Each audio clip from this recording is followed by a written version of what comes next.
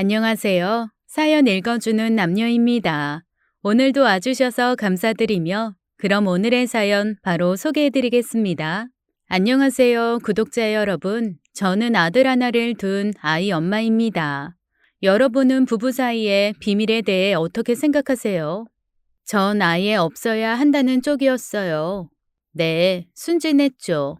하지만 결혼해 살아보니 배우자란 존재는 부모, 형제, 자매보다 훨씬 더 치밀한 사이더라고요. 전 순진하게 언제 어떤 상황에서도 부부 사이의 비밀은 없어야 한다고 생각했어요. 물론 거짓말도 해선 안 되고요. 너무 단순했나요? 제 성격이 원래 복잡한 거 싫어하는 편이라서요. 기면 기고 아니면 아닌 게 제일 속 편하기도 했고요. 근데 사람 마음 다 똑같지 않잖아요. 순진하다 못해 해맑았던 저는 날벼락을 맞았습니다. 우리 아들 5살 무렵에 벌어진 일이었어요. 너무 엄청난 일 앞에서 전 갈대처럼 흔들렸습니다. 폭풍 후 한가운데 있던 시간이 지나가고 이제야 과거의 일을 돌아보게 되네요. 거두절미하고 말해볼게요. 전 남편이 바람 피운다고 확신했습니다. 절대로 그럴 리 없을 거라 생각했는데 제 믿음 같은 건 휴지 조각에 불과했어요. 이래서 사람들이 돈에 환장하는구나. 뒤늦게 그런 생각도 했죠. 부동산 계약서나 눈에 보이는 금, 다이아몬드, 현금. 그런 건 확실한 현물로 눈에 보이잖아요. 그런 거 아니면 아무것도 믿어선 안 되는구나. 뒤통수 맞은 것처럼 얼얼했죠. 철 모를 땐 막연히 바람 피우면 이혼이지 뭐가 문제냐고 그걸 알고도 같이 사는 게 더 이상하다고 생각했습니다. 그런데 막상 제가 그 입장이 되고 보니 마음은 지옥인데 결정을 내리기 어렵더라고요. 게다가 남편은 전혀 아무런 내색도 하지 않았으니까요. 성실하고 자상하고 주말이면 저와 5살 아들에게 최선을 다했죠.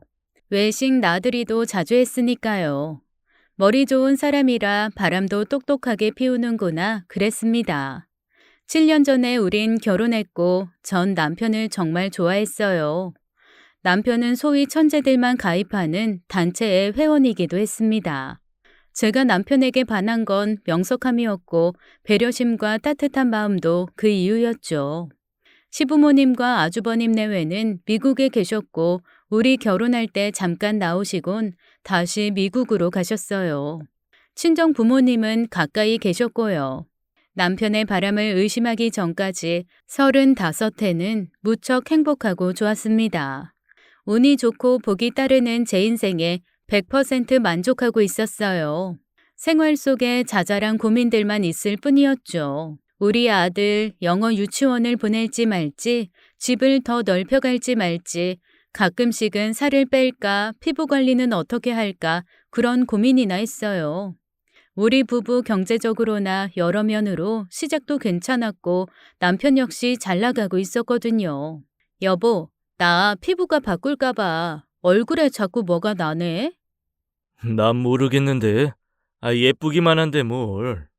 자기야, 성의 없이 말하지 말고 내 얼굴 제대로 봐봐. 그러면 남편은 제 얼굴을 보는 척 하다가 볼에 뽀뽀를 쪽 해줬어요. 아들 채준이는 엄마 아빠 뽀뽀한다고 킥킥거리면서 웃었고요. 주변을 둘러싼 모든 것들이 완벽했습니다. 잘난 데다 나만 사랑하는 남편, 귀여운 아들에 사회적으로 성공하신 양가 부모님까지. 하지만 달콤한 행복은 무참히 깨지고 말았어요. 늘 신경 쓰였던 남편의 친구, 중학교 때부터 친했다는 여자 동창 때문이었습니다. 연애할 때 맨 처음 소개받은 남편 친구들이 중학교 동창들이었어요. 남편은 학구열 높은 대치동이라는 동네에서 자랐고 그때 친구들과 오랜 우정을 유지하고 있었죠. 우리 2사람 꽁냥거리며 사랑에 빠졌을 때 남편이 그랬습니다. 꼭 소개시켜주고 싶은 친구들이 있다고요. 남자 셋에 여자 둘, 거기서 커플이 한 쌍 있었고 서민애는 솔로였어요. 그때 이미 변호사였고요. 야, 김도연, 웬일이냐? 여자친구를 다 데리고 오고. 미리 말이라도 해주지. 안녕하세요. 저 서민혜라고 해요. 반갑네요. 도연 씨랑 중학교 때부터 친구였다고요? 여기 모인 애들 다 같은 학원 다니면서 공부 박 터지게 열심히 하고 그랬어요. 편의점에서 라면 먹고 공부 안 되면 한강 가서 뛰고 그랬죠. 도연아, 기억나? 한여름에 뛰다가 너 기절했던 거. 남의 흑역사를 왜 또 꺼내는데? 너 학원에서 졸다가 책상에서 떨어진 것도 얘기해줘? 분위기가 엄청 좋더라고요. 민혜라는 그 동창은 저랑 첫인사만 나누고 그 뒤론 저한테 말 한마디 시키지 않더라고요. 자기들끼리 하하호호 솔직히 기분 나빴죠. 특히 저보다 남편을 더 잘한다는 뉘앙스의 말을 여러 번 해서 많이 불쾌했어요. 집에 가는 길에 전 물었습니다. 서민애랑 그렇게 친했냐고. 그 동창 솔로인 것 같은데 혹시 도연 씨한테 관심 있는 거 아니냐고 솔직히 물었어요. 근데 아니래요. 서민의 여자로 보는 애 우리 중에 아무도 없어. 지금이야 평범해 보이지? 중학교 땐 커트머리에 완전 선머슴이었다니까. 나한테 관심은 무슨. 볼 때마다 날 놀리기 바쁜 앤데. 남편은 저보고 이해하랬어요. 성격이 원래 그렇다고요. 선머슴이나 다름없다고 했지만 그래도 전 신경 쓰였습니다. 남편 역시 그 여자 동창의 식성, 성격, 취미까지 다 알고 있었어요. 워낙 어릴 때부터 친구니 그럴 만도 했겠죠. 솔직히 제가 왜 불안했는지 털어놓을게요. 선머슴이라는 미애 씨는 보통 미인이 아니었습니다. 화장을 안 하고 꾸미지 않았을 뿐이지 서글서글한 큰 눈에 조각 같은 콧대, 눈동자도 새까맣고요. 여자인 제가 봐도 너무 예쁘더라고요. 전 화려한 미인상은 아니고 귀엽단 얘기는 듣는 편이었어요. 괜히 질투하는 내색하면 없어 보일까봐 아무렇지 않은 척했고 남편과 그 중학교 동창들 미애 씨 패거리는 우리 결혼하고 아기 낳고서도 서로 꾸준히 만나고 챙기고 그랬습니다. 오히려 더 친해졌어요. 그리고 달갑지 않은 일이 벌어졌죠. 아들 3살 무렵 남편은 대기업을 나와 대학 동창과 사업을 하기 시작했습니다. 자연스럽게 변호사인 미애 씨에게 법률 자문을 구하더라고요. 미애 씨가 기업 전문 변호사거든요. 남편과 동업하는 대학 동창 운교 씨, 그리고 서민애는 자주 만나는 것 같았어요. 미애 씨 혼자 우리 집에 올 때도 있었죠. 자기야, 차 좀 부탁해. 미네랑 의논할 게 있는데 1시간 정도 걸릴 것 같아. 재준이 처제방에 못 들어오게 부탁 좀 할게. 중요한 얘기라. 알았어. 미애 씨, 차 뭐 줄까요? 커피? 녹차? 율무차 있으면 그걸로 주세요. 아, 엄청 배고프네. 법원 다녀오느라 점심도 못 먹었거든요. 그러면 전 또 미애 씨 밥을 챙겨주기도 했죠. 남편 서재방에 둘이 들어가면 정말 1시간 넘게 꼬박 안 나왔습니다. 뭐가 그렇게 의논할 게 많은지 전 들어도 모를 얘기겠지만 가끔 방문에 귀를 대보곤 했어요. 그러다 이게 뭐 하는 짓이냐 싶어 몸서리를 칠 때도 있었죠. 오래 겪다 보니 미애 씨가 선머슴이라는 건 알겠더라고요. 위로 오빠가 2명에 아버진 군인이셨대요. 원래는 본인도 직업 군인이 되고 싶었는데 어머니의 격렬한 반대로 일찍부터 진로를 법적으로 잡은 거였고요. 똑똑하고 능력 있는 남편의 여자 동창을 보면 저절로 제 자신이 초라하게 느껴졌어요. 남편과 둘이 일 얘기를 할 때면 더 그랬죠. 분명 식탁에 다 같이 둘러앉아 있는데 둘이 나누는 대화에 낄 수가 없었습니다. 전 영문과를 나와 무역회사를 다녔고 결혼하며 그만뒀어요. 대학원을 다니려고 했지만 아들을 임신하는 바람에 포기했고 채준이 육아하면서는 공부할 엄두가 안 나더라고요. 어쩌면 그것도 핑계일지도 모르겠지만요. 전 미애 씨한테 애인은 있는지 결혼 생각은 있는지가 항상 궁금했습니다. 그래서 슬쩍 물어볼 때도 있었어요. 와, 수정과는 우리 엄마가 해준 거랑 똑같다. 수진 씨, 어쩜 이렇게 요리를 잘해요? 난 이 나이 먹도록 제일 잘하는 게 라면인데. 음식 하다 보면 별로 어렵지도 않아요. 근데 미애 씨는 결혼 생각 없어요? 바빠서 연애도 안 해요? 오빠들 밑에서 자라다 보니까 남자에 대한 환상도 없고 결혼도 별 생각 없네요. 어려서 멋모를 때 도연이 한 세 달쯤 짝사랑한 적 있는데 그때 이후론 남자가 눈에 안 들어오는 거 있죠? 전 완전 경악했습니다. 저게 무슨 말인가 싶었어요. 근데 남편이 옆에서 끼어들었어요. 짝사랑 좋아하네. 당신이 얘 몰라서 그래. 눈이 하늘 꼭대기에 달렸다니까. 중학교 때보다야 예뻐졌지만 얘 진짜 성격 알면 다 도망갈걸. 거짓말도 웬만해야 믿어주지. 야, 네가 날 언제 짝사랑했냐? 그러더니 둘이 또 하하호호 웃더라고요. 전 주방으로 가서 남편 쪽을 흘겨봤습니다. 나 빼놓고 둘이 눈 마주치면서 웃는 게 엄청 짜증나더라고요. 그대로 채준이 재운다고 방에 들어가 나오지도 않았어요. 남편이 미애 씨를 배웅하는 소리가 들렸습니다.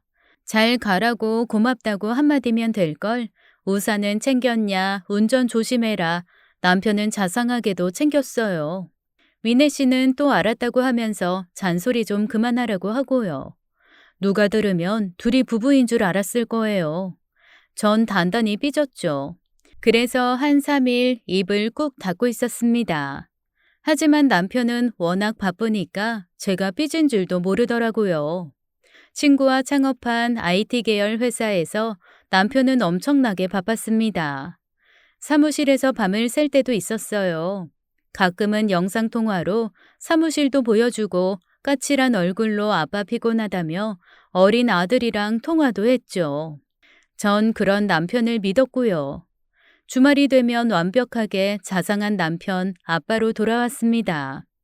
금요일 밤엔 무슨 일이 있어도 일찍 들어와서 잤고 토요일 아침 새벽부터 일어나곤 했어요. 자다 깨보면 아들 방에서 웃는 소리가 새어나왔죠. 가보면 부자가 껴안고 장난을 치고 있었어요. 채준아, 엄마 깼다. 그러니까 조용히 하랬잖아. 아빠가 몰래 아침 만들려고 했는데 망했다. 제가 깬 걸 알면 남편은 부엌에 나갔죠. 토요일 아침 남편이 만들어주는 커피랑 팬케이크를 먹으면 서운한 거 싹 내려가고 너무 행복했어요. 채준이도 아빠가 만든 팬케이크를 유난히 좋아했고요. 세 식구 그거 먹으면서 어디 놀러 갈지 주말에 뭐 할지 얘기 나누는 게 토요일 아침 일상이었습니다. 그렇게 2년쯤 지났을 거예요. 어느 순간부터 남편의 행동이 이상해지기 시작했어요. 또 시도 때도 없이 전화가 오기 시작했죠. 처음엔 몰랐는데 다 서민의 전화였어요. 세 식구 놀이공원에 갈 때도, 펜션에서 수영을 하고 있을 때도, 마트에서 부부끼리 장을 보고 있을 때도 그 여자는 남편에게 전화를 해댔습니다. 자기야, 나 잠깐 통화 좀 하고 올게. 서 변호사한테 전화 왔어. 또 서민애야? 걘 예의라는 걸 몰라? 왜 주말에도 전화를 하고 난리야? 더 기분 나빴던 건 서민애의 전화만 오면 꼭 조용한 데 가서 전화를 받았어요. 한마디로 저를 피해서 통화를 했다는 거죠. 왜 그렇게 둘이 자주 통화를 하는지, 도대체 뭐 때문인지 하루는 작정하고 남편한테 물었더니 회사 일 때문이래요. 그 회사 일 나도 좀 알자고 했더니 또 설명을 해주더라고요. 통 알아듣질 못하니 더 약올라서 됐다고 했습니다. 전 친정엄마한테 고민을 털어놨어요. 채준 아빠 다 좋은데 딱 하나 걸리는 거 있다고요. 어려서부터 친구라는 능력 있고 예쁜 여자 동창이 있다. 일 때문에 자주 만난다고는 하는데 솔직히 신경 쓰이고 기분 나쁘다고 했죠. 전화도 시도 때도 없이 자주 한다고요. 설마 둘이 바람난 건 아니겠지 하니까 여동생이 나섰죠. 언니, 그쪽 그냥 넘기지 마. 여자의 직감은 동물적 감각 그런 거야. 뭔가 불안하니까 촉이 발동한 거 아니겠어? 형부도 남자 아니야. 한순간 흔들릴 수 있다고. 단속 잘해. 그랬더니 친정엄마가 펄쩍 뛰었습니다. 결혼도 안 해본 게 나선다고요.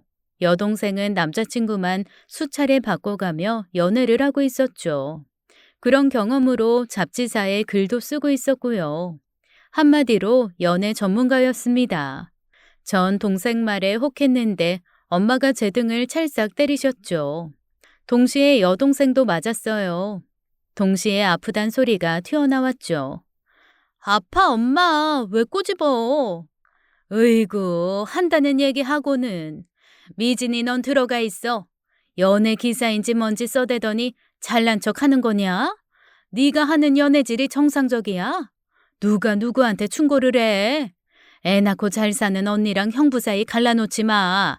넌 방에 들어가 있어. 입 꾹 다물고. 엄만 나한테만 그래. 흥. 동생은 입을 삐죽거리면서 들어갔고 엄마가 절 붙잡고 말씀하셨어요. 괜히 긁어 부스럼 만들지 말라고요. 김서방 친구랑 회사 창업한 거 아니냐고 그 친구 변호사라 도움받는 거 가지고 괜한 의심 말라고 하셨습니다.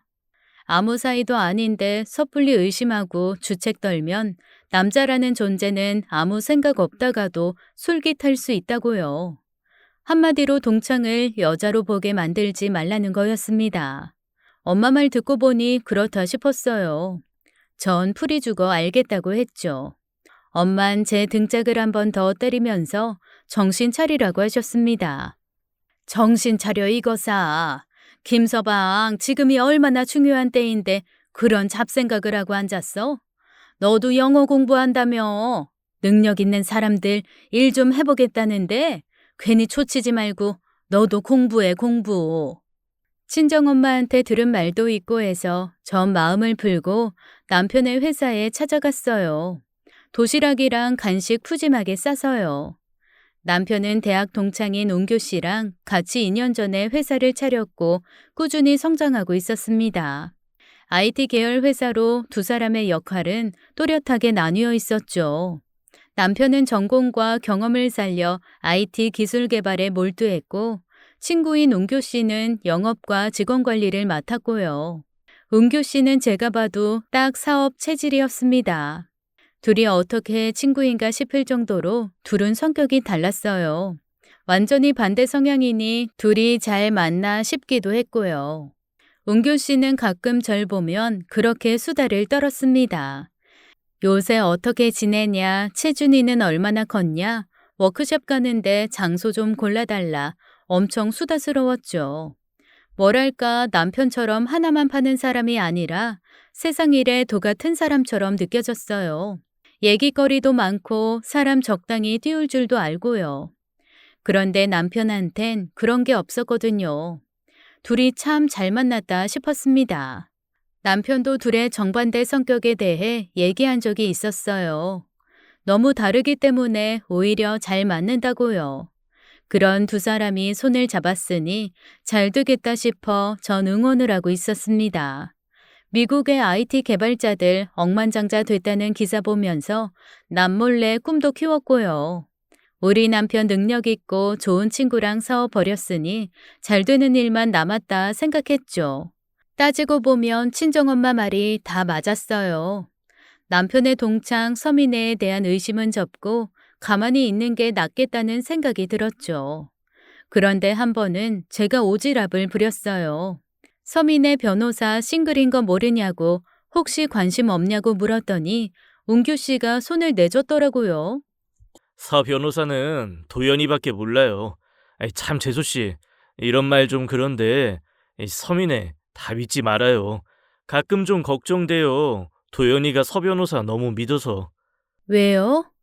그거 왜 있잖아요. 뒷구멍으로 호박씨 까는 스타일이랄까? 서변, 나만 보면 표정 싹 변하는 거 모르죠? 어쩌면 그렇게 도연이만 챙기는지. 재수 씨 앞에서 기분 나쁘게 안 굴어요? 어떻게 알았어요? 가끔 그럴 때 있는데. 근데 둘이 워낙 친하니까요. 그럴 줄 알았네요. 도연이 때문에 회사 법률 자문으로 뒀지만 볼 때마다 기분이 별로예요. 일이야 똑 부러지게 잘하죠. 근데 인간미가 없달까? 암튼 이건 우리 둘만의 얘기입니다. 웅규 씨 정말 사람 볼 줄 알더라고요. 남편은 우리가 그런 얘기 나눈 줄 꿈에도 몰랐죠. 찜찜한 마음으로 집에 왔는데 남편한테 연락이 왔습니다. 오늘 사무실에서 밤 새야 할지도 모른다고 했어요. 회사 앞 오피스텔에서 잘 수도 있다고 하더라고요. 거긴 남편이나 운교 씨가 너무 힘들면 가서 쉬는 곳이었죠. 전 알겠다고 했고 밤이 됐어요. 채준이가 아빠 보고 싶다고 유난히 그러기에 전화를 했죠. 영상통화를 했는데 심장이 덜컥 내려앉았습니다. 화면에 서민애가 같이 잡힌 거였어요. 게다가 사무실도 아닌 오피스텔에서요. 왜 둘이 같이 있냐고 하니까 늦게 할 얘기가 있어서 그렇대요. 막 소름이 끼치더라고요. 전 어쩔 수 없이 남편한테 거짓말을 했습니다. 채준이가 갑자기 열나는 것 같으니까 집에 오라고요. 남편은 알겠다고 하더니 정말 1시간 안에 오더라고요. 남편 올 때까지 시계를 얼마나 노려봤는지 눈이 다 아팠습니다. 서민의 변호사 너무한 거 아니야? 아니 당신 처신을 왜 그렇게 해? 이 밤중에 오피스텔에 둘이 왜 있어? 내가 서 변호사랑 약속한 거 깜빡 잊고 자러 간 거야. 그래서 걔가 거기로 온 거고 당신 전화 받고 우리도 바로 나왔어. 아, 왜 그래 자기야? 화났어? 그럼 화가 나지 않나겠어요? 전 엄청나게 화를 냈습니다. 서민애도 그렇고 당신도 이해할 수가 없다고요. 운규 씨가 서민애 좋게 안 보는 거 알고 있냐고. 선 넘지 말고 적당히 거리 두고 지내지 않으면 가만히 안 있겠다고 화를 냈죠. 처음 그랬던 것 같아요. 남편은 당황하면서 알겠다고 기분 풀라고 했고 너무 피곤해 했습니다. 바로 씻고 자더라고요. 전 더 의심스러웠어요. 이런 체력으로 어떻게 야근을 하겠다고 한 건지 남편이 거짓말을 한 건 아닌지 의심돼서 잠도 안 왔죠. 남편의 핸드폰은 단단히 잠겨 있었어요. 회사 일도 있고 해서 핸드폰은 함부로 제가 못 만지고 있었습니다. 그날 밤은 망치로 핸드폰을 깨부수고 싶더라고요. 언젠가 서민애랑 한판 떠야겠다는 생각도 들었습니다. 다음 날 서민애 변호사 사무실 앞으로 찾아갔어요. 카페로 나오라고 해서 하고 싶은 말 다 했죠. 도대체 어제 왜 거기 있었냐고, 일적인 얘기면 사무실에서 하지 내 남편 자는 데는 왜 갔냐고 따졌습니다. 그랬더니 어이없어 하더라고요. 거기 있다길래 갔고 일 얘기만 했다면서요. 못 참겠어서 왔고 하고 싶은 말은 다 할게요. 미애 씨 선 넘는 거 알아요? 둘이 일 얘기만 하는지 아닌지 내가 어떻게 합니까? 우리 도연 씨 자상한 아빠고 남편인 거 미애 씨 다 알죠? 그래서 갖고 싶어요? 그런 거예요 혹시? 선 넘는 건 그쪽인 것 같은데요. 수진 씨 이러는 거 도연이가 알면 뭐라고 할까요? 오늘 만난 거 없던 일로 하죠. 일이 바빠서 이만 갑니다. 대답하고 가지. 도연 씨 넘보지 마. 내 남자고 우리 애 아빠야. 능력 있다면서 왜 유부남한테 질척거려? 일 얘기만 해. 사적인 감정 섞지 말고. 나 우습게 보지 마. 알았어? 전 서민애보다 먼저 그 카페를 나왔어요. 며칠 후 남편이 흘리듯 이런 말을 하더라고요. 미애가 좀 이상하게 군다나요? 전 속으로 생각했습니다. 그게 정상일 거라고요. 남편한텐 이렇게 말했어요. 남녀 사이에 친구 사이 가능하다는 말 난 안 믿는다고요. 내 신념이 그런 걸 어쩌겠냐고 했죠. 부인이 싫어하는 일은 하지 말아야 하는 게 유부남 필수 덕목 아니겠냐고 뭐라고 했습니다. 남편은 입을 꾹 다물더라고요. 그 후로 시간은 흘렀고 우리 부부 그리고 운교 씨 커플이 함께 저녁을 먹은 적이 있어요. 그런데 운교 씨 애인 보통 여자가 아니었습니다. 무슨 마케팅 부장이라고 하더라고요. 경력이 보통 화려한 게 아니었어요. 유학파의 유명한 회사의 마케팅 부서를 거쳤더라고요. 걸치고 나온 옷도 다 명품에 외모도 엄청났습니다. 저도 잘 꾸미고 나왔지만 그 화려함에 될 건 아니었죠. 게다가 엄청 교양을 떨더라고요. 그래서 집에 계신다고요? 자기 개발 안 하세요? 네, 영어 공부하고 있어요. 대학원 갈까 하고요. 대학원요? 그냥 아기 열심히 키우는 게 낫지 않아요? 한꺼번에 여러 일 하는 거 아무나 하는 거 아니잖아요. 말을 거침없이 하더라고요. 그러면서 자긴 결혼해도 절대 일을 놓지 않을 거래요. 퍼지고 싶지 않다나요? 엄청 불쾌하더라고요. 자긴 잘 나간다 이건가, 날 깔보나 이런 생각도 들고요. 가만히 있던 남편은 저 부지런한 사람이라고 독서도 좋아하고 영어도 이미 잘한다고 칭찬을 해줬지만 기분 나쁜 티가 분명히 났어요. 집에 오는 길에 차 안에서 그러더라고요. 앞으로 그 여자 볼 일 없을 거라고요. 은규 씨가 하도 커플끼리 밥이나 같이 먹재서 나간 자리라면서 오늘 일은 그만 잊어버리래요. 그 씁쓸한 표정이 내내 마음에 걸리더니 기어이 진실이 밝혀졌죠. 은규 씨 애인 알고 보니 술집 여자였어요. 정말 깜짝 놀랐습니다. 초저녁 강남의 한 카페에서 친구랑 밥을 먹고 있었어요.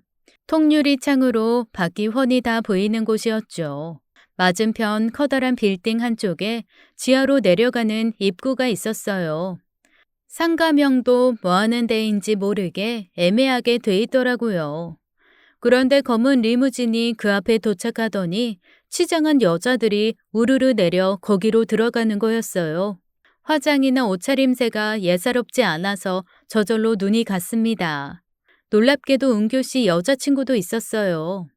워낙에 늘씬하고 이뻐서 길 건너에서 봐도 알아보겠더라고요. 무슨 마케팅 회사가 저런 데 있나 싶어 이상했는데 친구가 말을 꺼냈습니다. 너 저기 아가씨들 들어가는 거 보여? 새까만 외제차 줄줄이 들어오고 여자들 지금 막 내리잖아. 우르르 들어가는 거 보이지? 그러게. 너무 이상하다. 저기 뭐 하는 데야? 방금 나 아는 사람도 봤어. 마케팅 회사 다닌댔는데 이상하다. 어머머, 진짜야? 저기 단란한 주점이야. 술집. 마케팅 회사 좋아하네. 술집 다니면서 거짓말한 거네. 어떻게 아는 여자인데? 당장 끊어. 질 나쁜 여자야. 너무 황당했죠. 술집 다녀놓고 마케팅이 어떻네, 일하는 여자가 어떻네, 그렇게 잘난 척을 했다니 뒤로 넘어갈 지경이었어요. 너무 찜찜했습니다. 둘이 엄청 친하고 동업자인데 은규 씨 저런 데 다니는 거 남편이 아는지 모르는지 확인을 해야겠다 싶었죠. 전 퇴근한 남편한테 물었습니다. 은규 씨 이상한 술집 다니는 거 아냐고요. 그 사람 애인 초저녁에 봤다고 마케팅 회사니 뭐니 하는 거 다 거짓말인 것 같다고 했죠. 남편은 어두운 표정으로 안다고 하더라고요. 하루라도 빨리 그런 데 끊으라고 했는데 그것도 중독인지 버릇을 못 고치는 것 같대요. 저녁 식사 자리에서 은규 씨 애인이라는 여자가 거짓말하는 것도 다 알고 있었대요. 전 은규 씨에 대한 믿음이 완전히 깨졌습니다. 충격이 말도 못했죠. 전 남편한테 다짐을 받았어요. 그런데 따라가면 절대 안 된다고요. 남편은 그럴 일 없다고 저를 다독였죠. 원하면 휴대폰에 위치 추적 달아도 된다고 하면서요. 은규 씨 겉은 멀쩡하고 잘생겼는데 사고방식이 영 아니더라고요. 남편이랑 친하다니 괜찮은 사람인 줄 알았는데 완전히 바닥이었습니다. 하지만 은규 씨 취미생활은 더러워도 사업 수완은 확실히 있더라고요. 회사는 꾸준히 성장하고 있었고 남편이 개발한 기술, 영업력 발휘해서 사업을 일으키는 솜씨가 보통이 아니었어요. 회사가 크는 게 제 눈에도 보였습니다. 그럴수록 남편의 변호사 동창 미네 씨와의 만남도 잦아졌고요. 미네 씨는 제가 찾아가 면박을 준 뒤로 저한텐 눈길도 안 줬어요. 저도 잘됐다 싶어 거리를 뒀고요. 남편한테 한 번 더 꼬리치면 가만 안 둔다고 했지만 마음은 편치 않았습니다. 그렇게 시간은 흘렀고 어느 날 여동생이 집에 놀러 왔어요. 엄마한테 쫓겨났다나요? 기사에 남녀의 잠자리에 대한 글을 썼는데 그걸 엄마가 우연히 보시고 불같이 화를 내셨다는 거였어요. 남사스러워 죽겠다고 이럴 거면 당장 집 나가서 독립하라고 하셨대요. 근데 동생은 돈이 없었습니다. 섣부른 주식 투자로 그동안 모아둔 돈 다 날렸거든요. 우리 집에 엄마 화 풀릴 때까지만 있겠다고 해서 그러라고 했어요. 저도 궁금해서 동생의 기사를 찾아봤습니다. 보고 입을 다물 수가 없었어요. 당시 동생은 30대 초반이었고 미혼이었는데 연애하는 남녀의 잠자리 얘기를 너무나 자세히 쓴 거였죠. 전 엄마처럼 동생의 등짝을 때렸습니다. 우리나라가 이렇게 개방적인 분위기였냐고 하면서요. 동생은 그러더라고요. 언니, 우리나라 기혼 부부들 잠자리 횟수 다른 나라에 비하면 너무 적은 거 알아? 언니도 안심하지 마. 애 낳고 남매처럼 지내는 부부 많다고 들었어. 그러다 바람나는 거래. 속궁합 맞는 애인을 두는 이유가 거창한 게 아니라는 거야. 내 말이 틀려? 언니는 더 잘할 거 아니야. 어이가 없었습니다. 너한테 그런 충고 듣고 싶지 않다고 했지만 동생은 거침이 없었어요. 형부 같은 스타일, 은근히 잠자리 화끈한 거 좋아할 수 있다면서 자기한테 솔직히 말해보라는데 어이가 없었습니다. 전 못하는 소리가 없다고 나무랐지만 동생은 자기 말 좀 들어보래요. 체준이 웬만큼 컸으니까 둘이 여행도 가고 색다른 경험도 해보고 그러라나요? 삭막하게 살지만 말라면서요. 미혼 동생이랑 별 얘기를 다 해본다며 저 혼자 얼굴이 새빨개졌죠. 사실 목에 가시가 걸린 것처럼 깨름직했습니다. 남편은 평일에 일에 파묻혀 회사에서 안 들어오는 날이 많았고 영상통화를 하긴 해도 솔직히 뭐 하는지 제가 속속들이 알 수가 없잖아요. 동창 서민의 일도 걸렸고요. 그때쯤 우리 부부 잠자리도 뜸해지고 남편은 피곤해 지쳐 자기 바빴죠.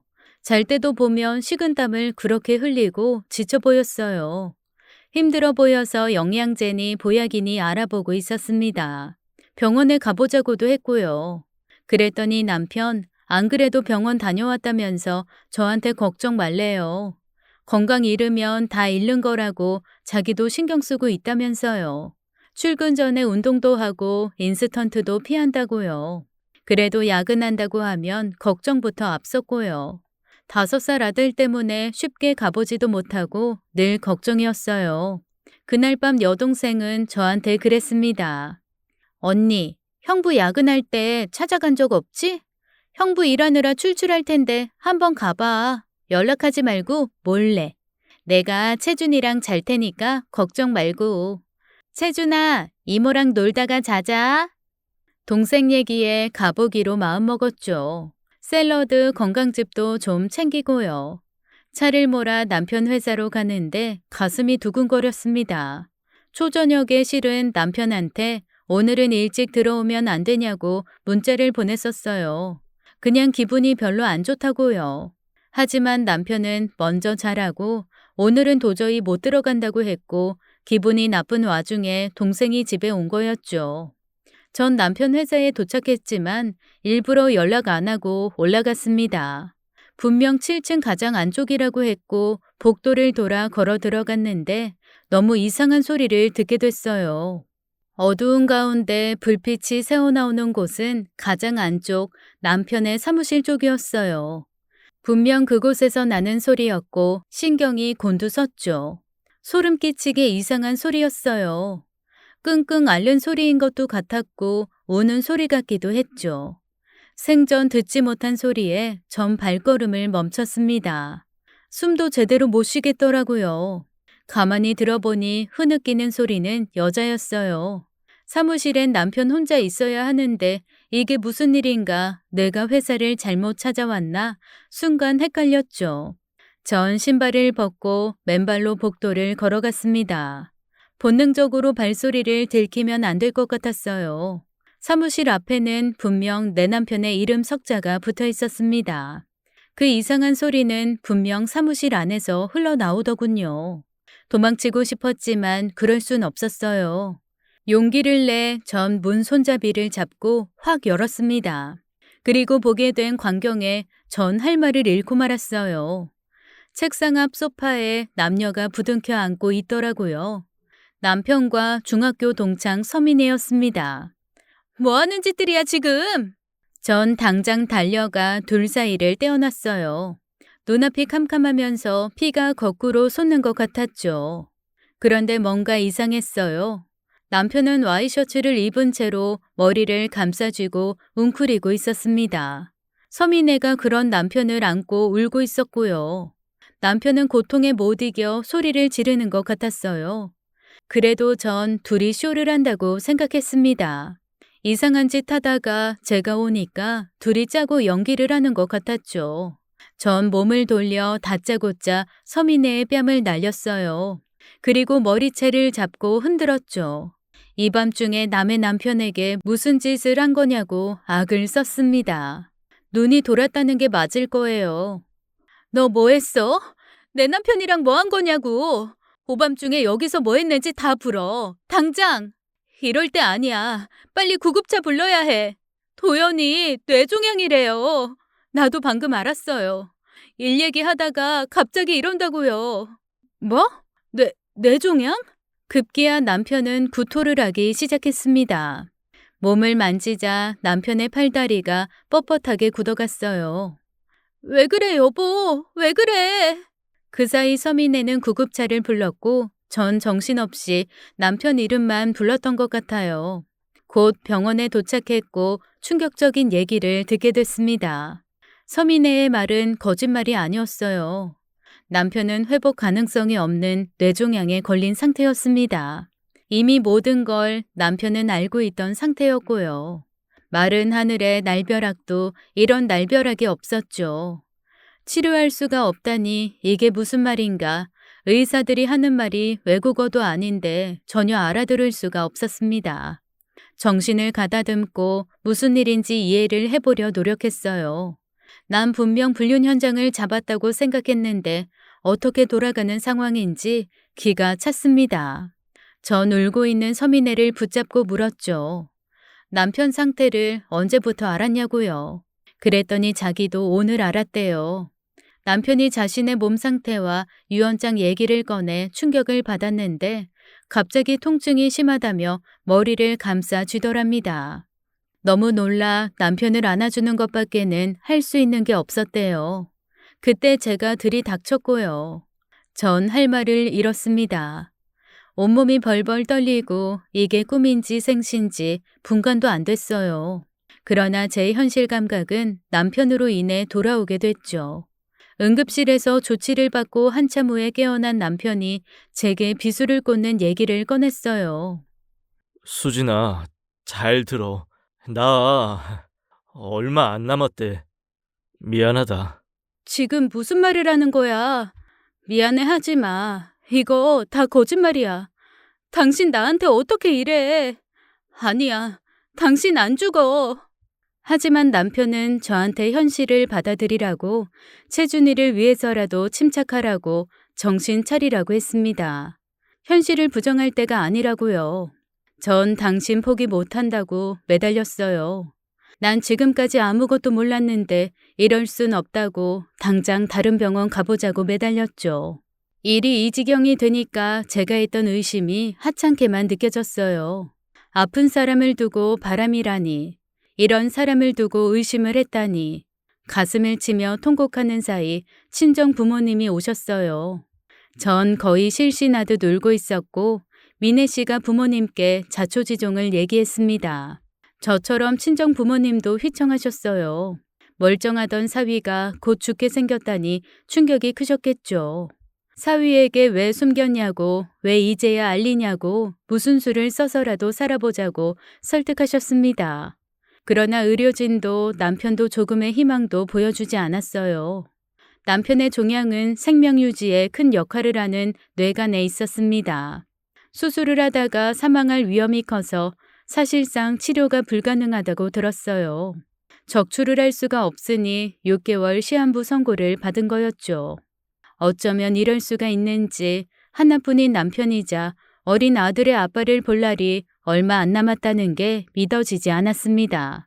남편의 상태는 심각했고 그동안 남편은 독한 진통제로 버텨온 것 같았어요. 평일에 사무실에 살다시피 했던 건 그런 모습을 들키기 싫어서가 아니었을까요? 그동안 남편은 초인적인 힘을 발휘했던 거였어요. 주말에 아들과 함께 있을 때 자꾸 동영상을 찍으라고 했던 게 떠올랐습니다. 사진도 많이 찍자고 했었고요. 생전 사진 찍히는 거 좋아하지 않던 사람이 변했다고 생각했었죠. 그리고 더 놀랄 일이 남아 있었어요. 남편은 제게 자신의 병과 상태를 숨긴 이유를 솔직히 털어놨습니다. 가족들 앞에서 차마 입이 안 떨어졌대요. 그리고 회사 일에 대해서도 말을 꺼냈습니다. 요 몇 개월 동안 유난히 서민애와의 만남이 잦았던 이유도 알게 됐어요. 최홍규, 그 자식이 회사를 빼돌리려고 해. 나 다 알고 있지만 모른 척하고 있었고, 내가 잘못되기 전에 어떻게든 일을 해결해야 했어. 안 그러면 모든 걸 다 빼앗길 것 같아서.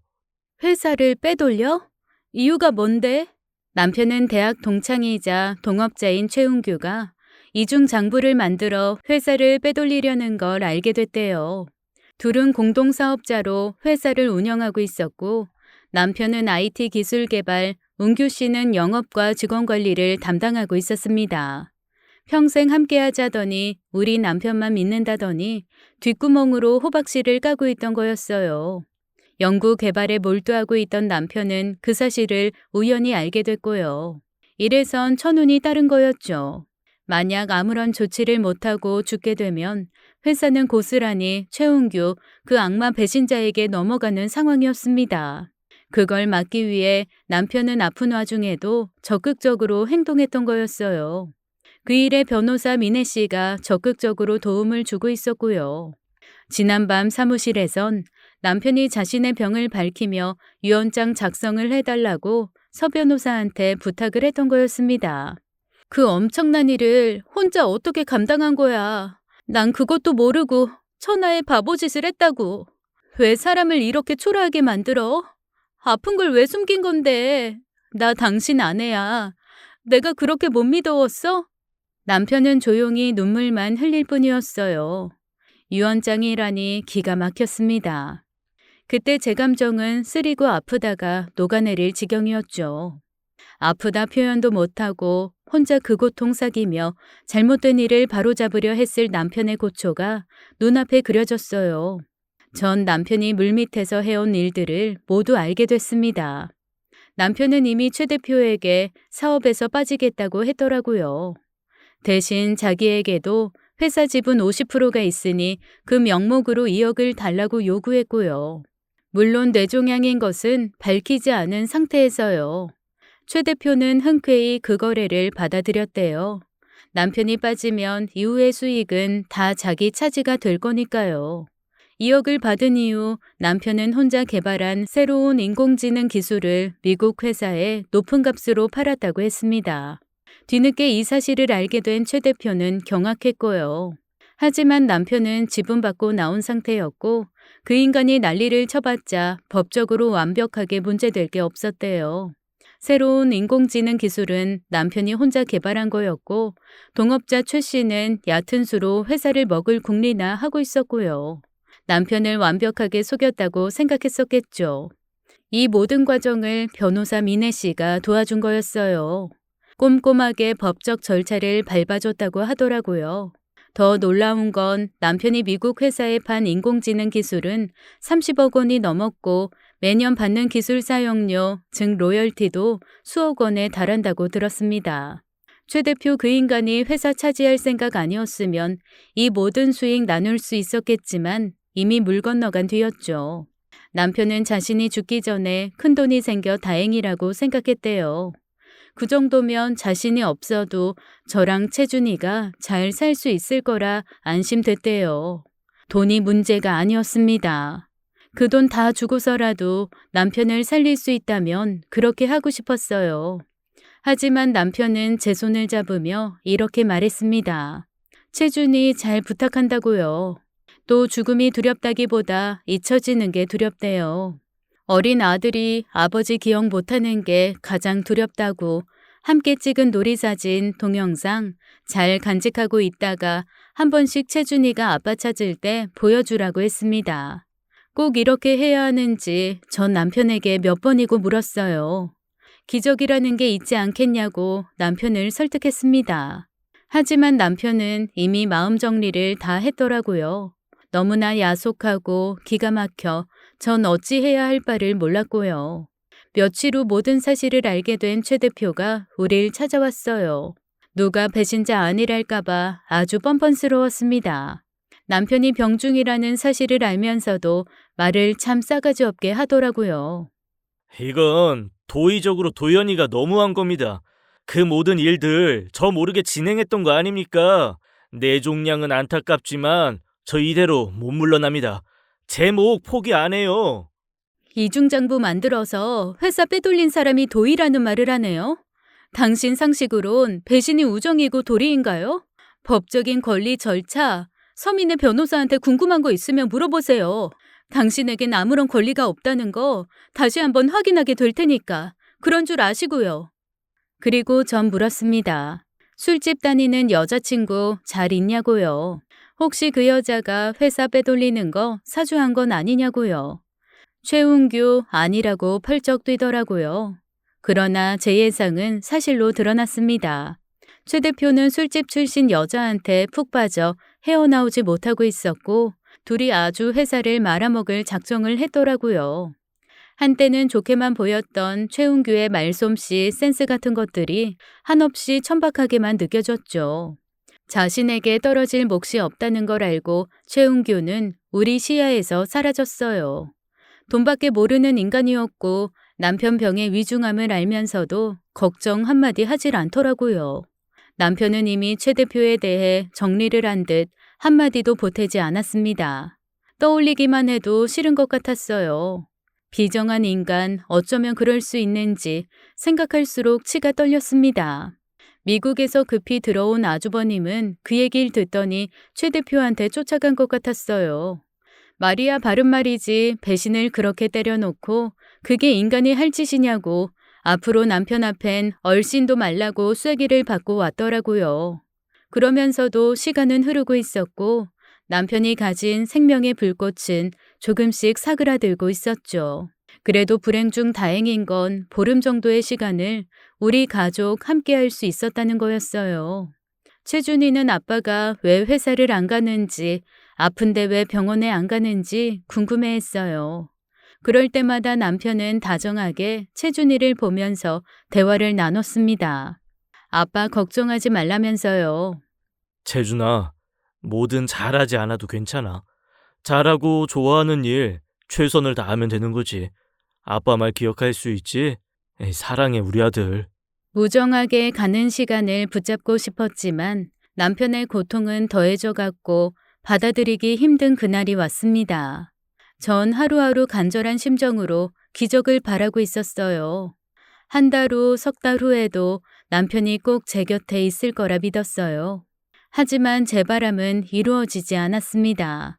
한밤중 남편은 호흡곤란으로 병원에 실려갔고 36회의 시간을 열정적으로 살던 그는 결국 세상을 떠나고 말았어요.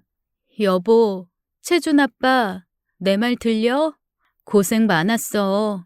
이제 고통 없는 곳에서 편히 쉬어. 채준이랑 나 더는 걱정하지 말고. 사랑해 여보. 우리 잊으면 안 돼? 믿기지 않는 현실이었지만 남편의 유언을 새기며 이를 악물었어요. 남편이 제게 그랬거든요. 자기가 없더라도 채준이 키우며 씩씩하게 잘 살아달라고요. 그게 자기 마지막 소원이라고 했습니다. 전 알 수 있었어요. 남편은 제가 강해지길 바라고 있었죠. 의지 굳고 씩씩한 엄마가 되길 바라는 것 같았어요.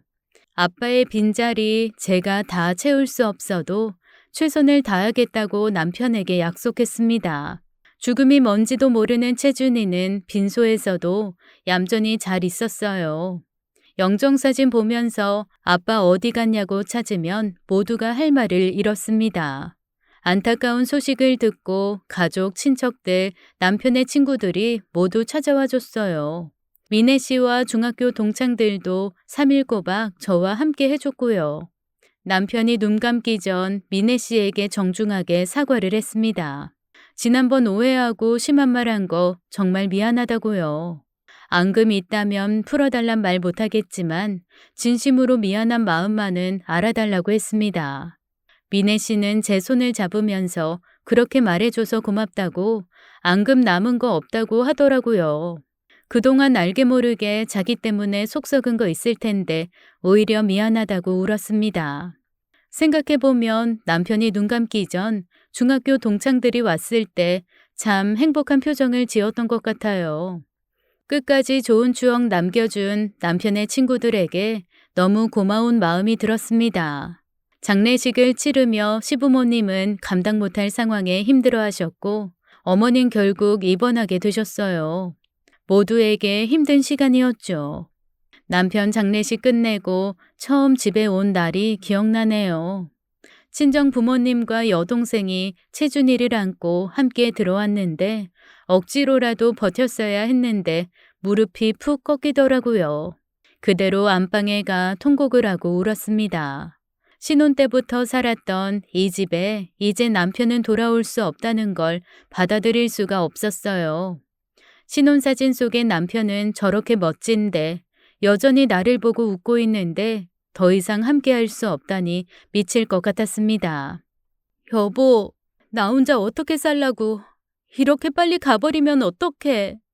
침대에 쓰러지듯 울다 잠들었고 깨보니 친정 부모님은 가셨더라고요. 아들은 제 여동생과 놀고 있었습니다. 동생이 끓여준 죽을 앞에 놓고 넋놓고 있는데 채준이가 다가와 엄마 먹으라고 숟가락을 대신 들더라고요. 알았다고 대답을 하려는데 목이 메어 혼났습니다. 아들 앞에선 더 이상 슬퍼하는 모습 보이고 싶지 않았는데 절망이 깊으니 마음대로 안 되더라고요. 제 동생은 아들에게 동영상을 틀어준다고 했고 이것저것 누르다 노트북에 저장해둔 영상을 틀었습니다.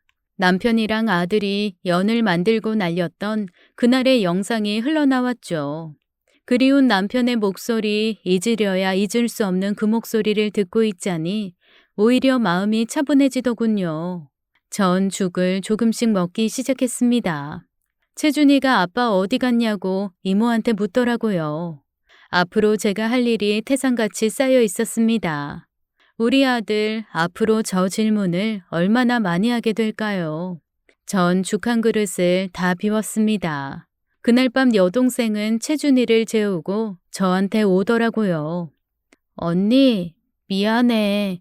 내가 그동안 뭣도 모르고 까불었지? 형부 끝까지 존경스러웠어. 바람이라니, 요 방정 맞은 입이 문제였지. 언니, 나 용서해 줄 수 있어? 미안해. 잘못했어.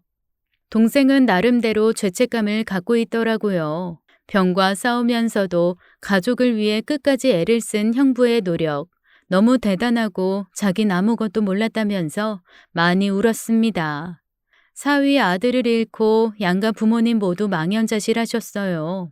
장성에 가정까지 꾸린 아들 앞서 보내야 하는 시부모님 심정도 오죽했을까요? 건강이 상해 미국으로 돌아가시는 것도 힘들어 하셨습니다. 아주버님 내외도 남겨진 저와 채준이를 안타까워 하셨어요. 먼 후에라도 채준이 미국에서 공부시키고 싶으면 같이 오라고 마음 넉넉하게 말씀해 주셔서 큰 위안이 됐죠. 공항에서 채준이를 안고 시어머니는 많이 우셨습니다. 오는 순서는 있어도 가는 순서는 없다는 말, 당신이 이렇게 아프게 겪을 줄 몰랐다면서 애통해 하셨어요. 그러면서 남편이 준비했던 모든 일들에 대해 이렇게 말씀하셨습니다. 도연이답다. 어릴 때부터 그렇게 책임감이 강했어.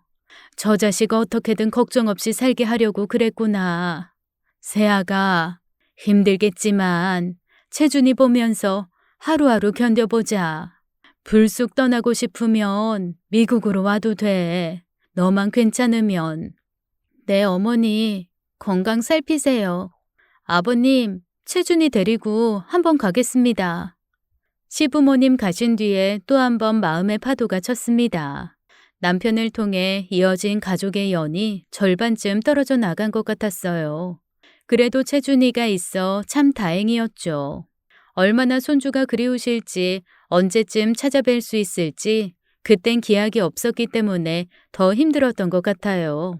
친정 부모님은 아이 데리고 들어와라. 네가 혼자 어떻게 애를 키우니 걱정이 많으셨죠. 북적북적한 외갓집에서 체준이 크는 게 오히려 좋지 않겠냐며 절 오랜 시간 설득하셨어요. 그렇잖아. 아빠도 수시로 찾을 텐데. 그럴 때 뭐라고 할래?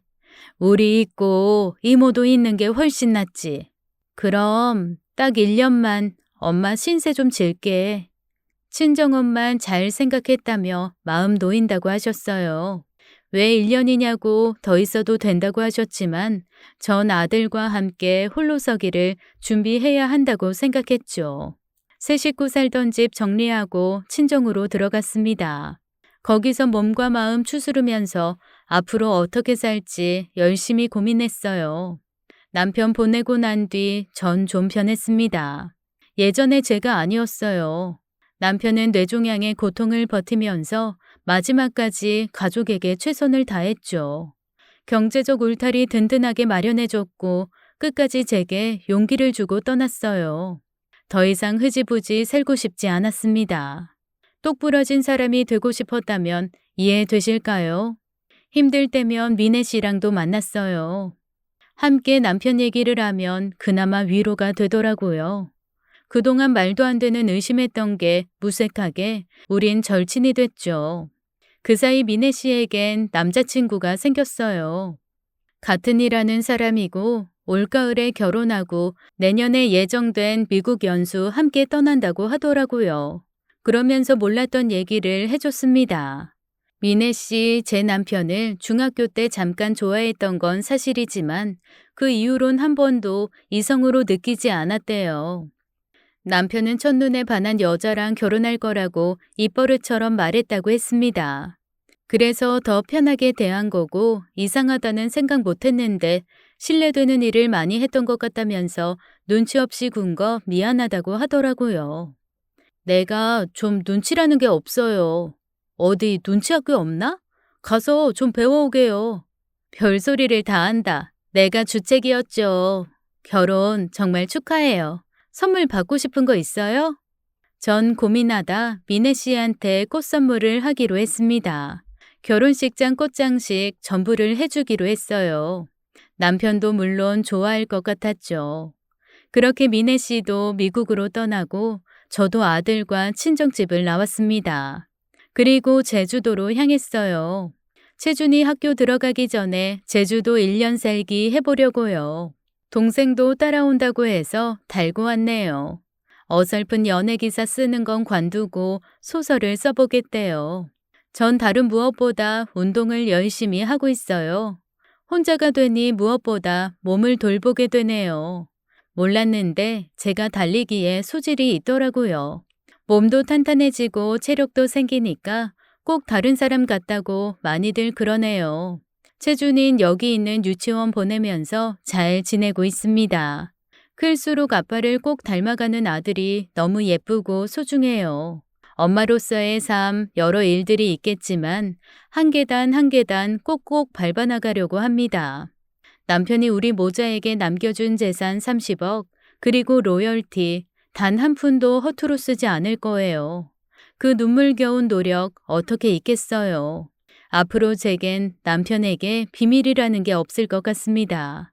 제가 무슨 생각을 하는지 뭘 하고 싶은지 그 사람은 다 알 것 같다는 생각이 드네요. 그렇지, 채준 아빠? 제 사연은 여기까지입니다. 긴 이야기 들어주셔서 감사합니다. 지금까지 사연 읽어주는 남녀였습니다. 끝까지 함께 해주신 여러분 감사드리며 저희는 다음 사연으로 돌아올게요. 감사합니다.